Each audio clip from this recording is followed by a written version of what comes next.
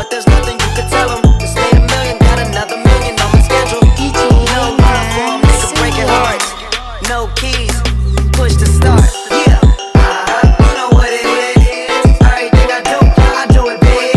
Yeah, screaming that's nothing. When I pulled on the lot, that's stunt. Trapped in my town, when you see me, you know everything. Black and yellow, black and yellow, black and yellow, black and yellow. I put it down from the whip to my diamonds. I'm in black and yellow, black and yellow, black and yellow. Pada tugas kali ini kita mengambil contoh studi kasus yang sederhana dengan menggunakan metode least squares untuk menemukan best approximation atau pendekatan terbaik. Nah, sebelum itu kita perlu tahu apa sih itu metode least squares. Jadi, metode least squares itu berusaha meminimalkan jumlah kuadrat dari selisih antara nilai yang diamati dan nilai yang diprediksi. Bagaimana caranya? Dengan mencari parameter yang menghasilkan fungsi linear terbaik yang mendekati data yang diberikan. Masuk ke studi kasus, misalkan seorang guru ingin mengetahui hubungan antara jumlah jam belajar siswa dengan nilai ujian yang mereka peroleh, dengan guru mengumpulkan data dari beberapa siswa. Nah, guru ini ingin membuat model linear untuk memprediksi nilai ujian dan jumlah jam belajar siswa. Nah, dari pemaparan sebelumnya telah dijelaskan mengenai studi kasus prediksi nilai ujian berdasarkan jam belajar. Oke, di sini kita misalkan ada variabel x dan y, di mana x-nya adalah jumlah jam belajar dan y-nya adalah nilai ujian. Nah, nilai ujiannya ini dalam skala 100.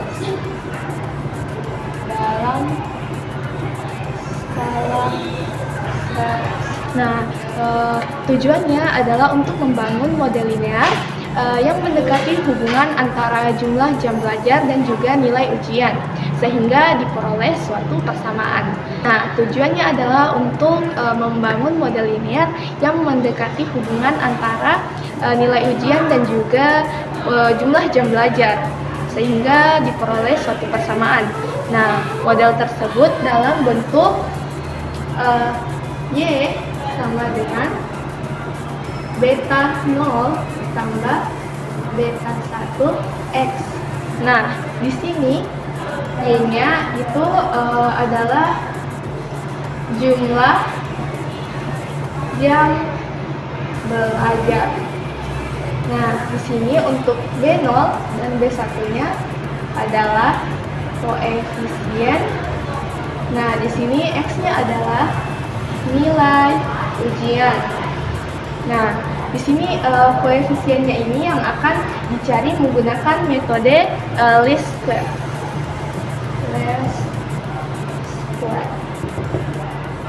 Nah, berikut ada contoh data yang dikumpulkan oleh seorang guru. Akan saya gambarkan tabelnya.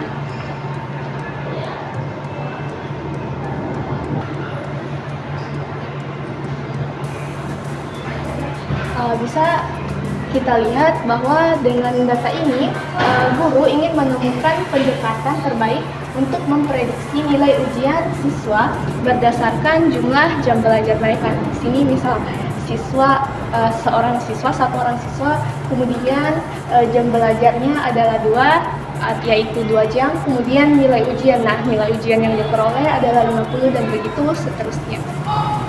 Baik, selanjutnya saya akan memaparkan solusi dari studi kasus yang telah dipaparkan sebelumnya menggunakan metode least squares. Baik, berdasarkan data yang telah dipaparkan sebelumnya, kita mendapatkan data seperti ini. Nah, dari data ini kita bisa membuat sistem persamaan linearnya, yaitu dengan menggunakan rumus Y sama dengan beta 0 tambah rumus ini, di mana rumus ini telah dipaparkan sebelumnya. Nah, dengan menggunakan rumus ini, kita mendapatkan sistem persamaan linear, yaitu 50 sama dengan beta 0 tambah beta 1 kali 2. 60 sama dengan beta 0 tambah beta 1 kali 4. 65 sama dengan beta 0 tambah beta 1 sama dengan kali 6. 65 sama dengan beta 0 tambah beta 1 kali 6. 80 sama dengan beta 0 tambah beta 1 kali 8. 85 sama dengan beta 0 tambah beta 1 sama dengan 10 kali 85 sama dengan beta 0 tambah beta 1 kali 10. Nah, dari sistem linear ini kita bisa lihat bahwa ada koefisien yang kosong, yaitu beta 0 dan beta 1. Untuk menentukan koefisien dari beta 0 dan beta 1 ini, kita bisa menggunakan metode least squares. Tapi sebelum itu kita harus mengubah sistem persamaan ini menjadi bentuk matriks. Bentuk matriks pada umumnya itu adalah X beta sama dengan Y, di mana X ini adalah matriks yang berisi kolom untuk jam belajar dan untuk bias, dan bias ini saya asumsikan sebagai angka 1. Dan beta ini adalah koefisien yang akan kita cari, dan Y ini adalah vektor yang berisi nilai ujian.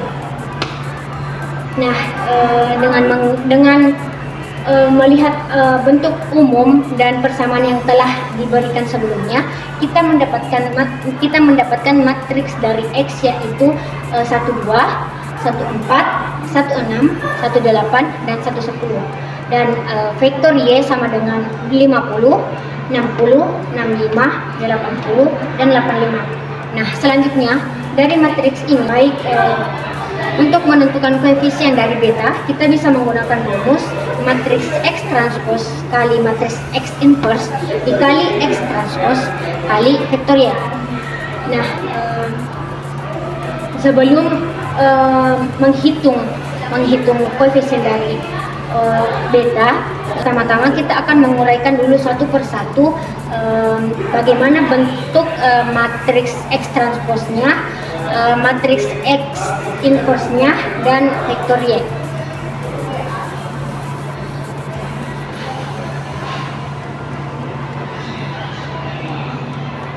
Baik, untuk mencari koefisien dari beta, kita akan menggunakan rumus beta sama dengan matriks X transpos kali matriks X diinverskan dikali X transpos kali Y. Nah, seperti yang kita tahu, matriks X transpos itu adalah 1, 1, 1, 1, 1, 2, 4, 6, 8, 10. Sedangkan matriks X itu sendiri adalah 1, 2, 1, 4, 1, 6, 1, 8, 1, 10. Setelah itu matriks X transpos kali matriks X itu sama dengan 5, 30, 30, 220. Setelah itu diketahui matriks X transpos kali X diinverskan itu menjadi 11 per 10 min 3 per 20 min 3 per 20 1 per 40. Nah lalu vektor Y itu adalah 50, 60, 65, 80, dan 85. Nah, dari nilai-nilai tersebut kita bisa memasukkannya ke dalam rumus yang telah saya paparkan sebelumnya, yaitu beta sama dengan matriks X transpos kali X yang diinverskan dikali X transpos kali Y. Nah, setelah kita melakukan perhitungan dengan menggunakan rumus ini, kita mendapatkan beta 0 sama dengan 45 dan beta 1 sama dengan 4. Nah, setelah kita mendapatkan koefisien dari nilai masing-masing beta, kita bisa memasukkan koefisien tersebut ke dalam rumus yang sebelumnya kita telah paparkan, yaitu Y sama dengan beta 0 tambah beta 1x, yang berarti karena betanya telah diketahui, berarti Y sama dengan 45 tambah 4x. Nah, nilai ini itu berarti jika seorang siswa tidak belajar sama sekali, nilai prediksi mereka adalah 45. Nah, setiap tambahan 1 jam belajar itu akan meningkatkan nilai sebesar 4 poin. Nah, dengan prediksi model ini, kita bisa memprediksi nilai ujian untuk jumlah jam belajar yang berbeda. Misalnya kita mengambil jumlah belajar selama 7 jam.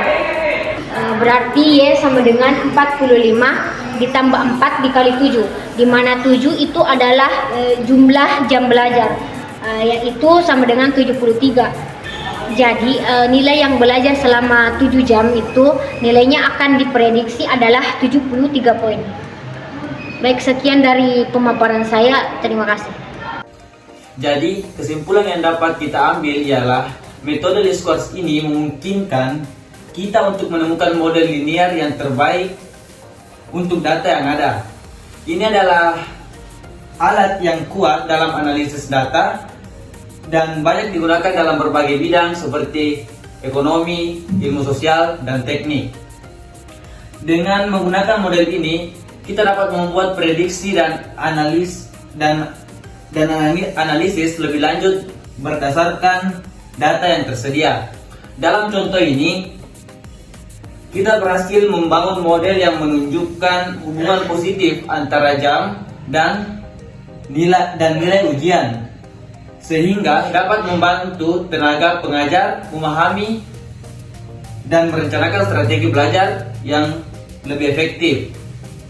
Dengan menggunakan metode least squares, kita dapat menemukan best approximation atau pendekatan terbaik dari hubungan antara jam belajar dan nilai ujian. Model linear ini memberikan pemahaman sederhana mengenai bagaimana jam belajar mempengaruhi hasil ujian dan dapat digunakan untuk membuat prediksi bagi siswa lainnya.